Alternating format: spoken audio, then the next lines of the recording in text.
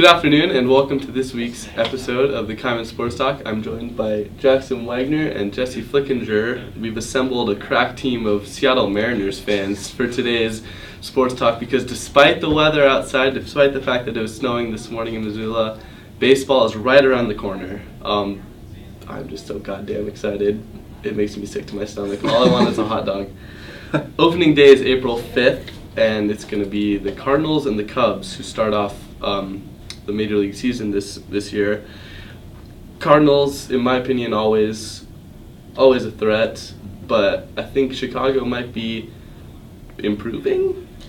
Question mark? I was going to say, a lot of people have them as a favorite coming in now just because, they've had that underdog status for so long and they made such big moves. They got the new skipper.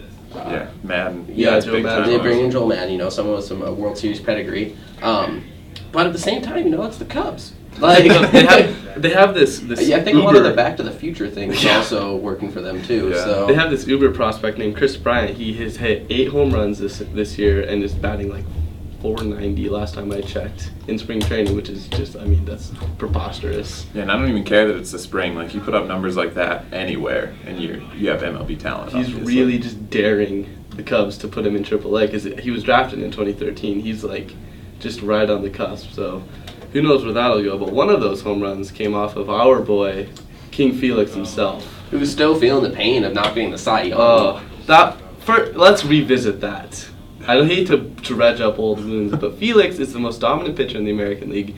No one deserves that award more than him. He single-handedly sometimes keeps the Mariners Irrelevant. falling completely apart. Yeah, and Corey Kluber, is that who won it? I couldn't even tell you It's the who dude won from it the really. White Sox. And it's Sale. like, what? Yeah, Chris Chris Sale, Sale, yeah. He had a good season. He had a great season too, and maybe because Felix had already won a Cy Young that had gone against them, they want to give him the repeat because he starts getting to the greatest pitchers of all time talk. But the kind of dominance he's had in his age, and the innings he was throwing. He was throwing 8 almost complete games. Fernando only had to come in there and save him, for 2/3 an inning or something. You So can call what Fernando does saving. yeah, with the Felix game, yeah. So I don't know. It's interesting to see him in spring training. It seems like he's playing a little faster and loose. He's letting his fastball sail on him a bit more than usual. I don't know if it's just because of spring training and it's Felix and, it's spring training. I like to think that anyway. Yeah, I would like to hope so, but, it's hard to tell. It's kind of like preseason in football or basketball. Spring training, there's only so much you can glean. Mm-hmm. But outside of Felix, the Mariners made some huge additions that have got them, to talk the AL West. They made the SI cover, too. Yeah, that's I picked them as one of the 4 teams. I saw a tweet earlier that's one of those computer game simulators did 50,000 simulations and actually had the M's losing in the World Series out of 50,000 season simulations. So that's not too shabby. No, especially for as much as baseball is stat driven, and you can actually do some kind of that simulation with it. But at the same time, it's gonna be hard for me to believe it until I see it. As freaking thrilled as I would be for them to just make the playoffs, the World Series loss. And they were a game out last year. They were so close. They've added more firepower. Their outfield has got better. They got rid of Smoke.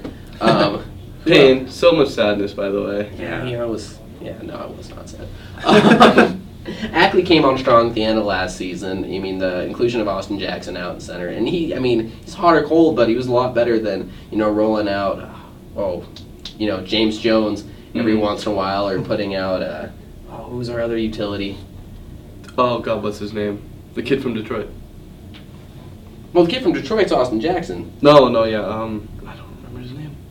Regardless, Doesn't matter what our outfield. Austin Jackson's here now, yeah. Yeah, Austin Jackson's here, and we're not playing our old man out and right. So, so we were talking about the offseason acquisitions. Obviously, everyone would assume that Iwakuma is going to be the number 2 spot, but we were saying that we've heard that Happ is going to get it because he's a lefty. Yeah, I know everything that I've read they want to move Kuma back to 3 and kind of go, the righty-lefty, and then hopefully righty at 5 with Taijuan Walker again. James Paxton then will fill in the 4 slot if he can finally figure out how to stay healthy, because when he's healthy, I think he could be the second strongest pitcher on the team. Oh man, they have a great rotation just the whole way through with the bullpen and their starting lineup. I think the strength of that too is what allowed them to get rid of Chris Young. Chris Young had a stellar season. Almost comeback player. He was comeback. Was player. he comeback player? Yeah.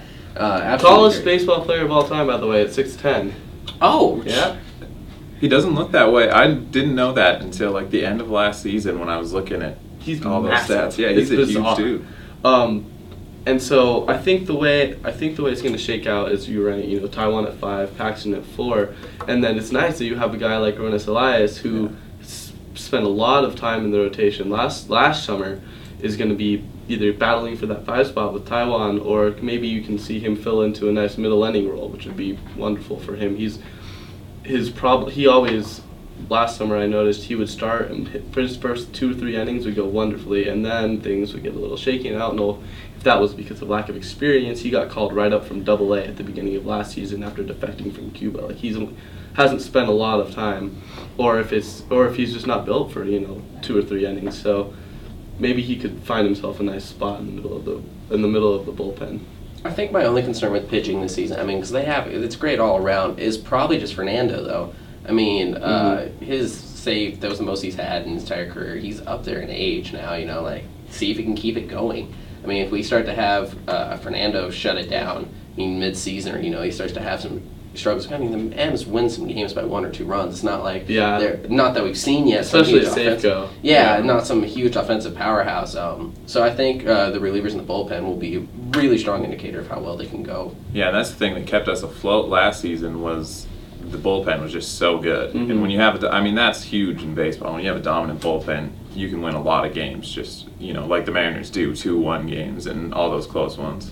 So how much do you think, in addition to the changes in the pitching rotation, how much do you think the addition of Nelson Cruz is going to change things? I think that's huge. The Mariners, for as long as I've been a fan, it seems like they've never had a right-handed bat in the middle of the lineup that can provide power, and that's exactly what Nelson Cruz does. He doesn't have to play the field. He doesn't have to do anything. He can just hit home runs, hopefully. And obviously with Safeco, his numbers will drop a little bit. But yeah, he led the majors in home runs last year. I don't think he'll be able to pull that feat off again, no matter how well he does. Yeah. But even if he's just able to do, Kyle Seager-like production in the middle of the lineup right there, and it's not Corey Hart, who's batting out here at 200 and, can maybe push a ball out to the right field every once in a while, but for the most part, he's going 0 for 4. The Mariners now have 3 All-Stars in their rotation. They have Cano at 3, Cruz at 4, and Seager at 5. Yeah. So I think offensively it's going to be a much more potent team than we're used to seeing. If even just the addition of the one guy, I think might, hitting's pretty infectious in baseball. And Nelson Cruz seems like the kind of guy, and he has the action off the top of his bat that I think can spread to other guys. And they have decent role players again now, which was something they were struggling with forever. Having someone like Austin Jackson or having Dustin Ackley, or even as we saw Brad Miller or Chris Taylor, come up in certain spots. I was pretty bummed, Chris Taylor, about that injury, man. Yeah. That hurts. I covered him last summer, and he was one of the nicest guys. Had kind of the same thing happen to him last year. He was battling for a spot, broke his pinky right when he was about to get called up. And Brad Miller was, bad, flirting with 180. Oh yeah, no, it was nice that towards the end of last season that he started to turn around some, but that is probably one of the softer spots in the lineup, just going towards the end. But with the addition of Cruz and so much more power, they should be fine. Speaking of your experience, though, what was your favorite thing about covering the M's last summer? Favorite thing was the free hot dogs. Okay. Second favorite thing was just seeing Robinson Cano hanging out and I don't know, just Does he speak English? Yeah, he's fine. He's actually pretty good. The worst was Ronas Elias, who was defected from Cuba. He had to have a translator, but everyone else, they're big leaguers. They do it every single day. They especially have all the platitudes that they're supposed to spout down in English. They can get those off really well. On one last thing, we're getting the wrap it up signal from our producer. On a scale of 1 to 10, how much did you cry when Jesus Montero got demoted to AAA? Look, I kind of sweated once. Is that a tear? I don't know. Let's say. Jesus, I'm glad gave him a shot. He tried to trim down. Lost a bunch of weight. I thought he looked good. I still think he can slide into a role as, a backup first baseman or something. Yeah, especially with the loss of Smoke, right now the official depth chart has Logan Morrison as our number 1 first baseman. I feel like skinny Jesus can be right there competing with him, but yeah, but he's just not as much fun as fat Jesus. Yeah. No, I was gonna say that's the thing that makes these fast starters. We need it. They need some depth there. So Anyway, that's going to wrap it up for this week's edition of Kaimin Sports Talk. Thanks for joining us. Be sure to follow us on Twitter at Kaimin Sports and like us on Facebook. And we'll see you again next week.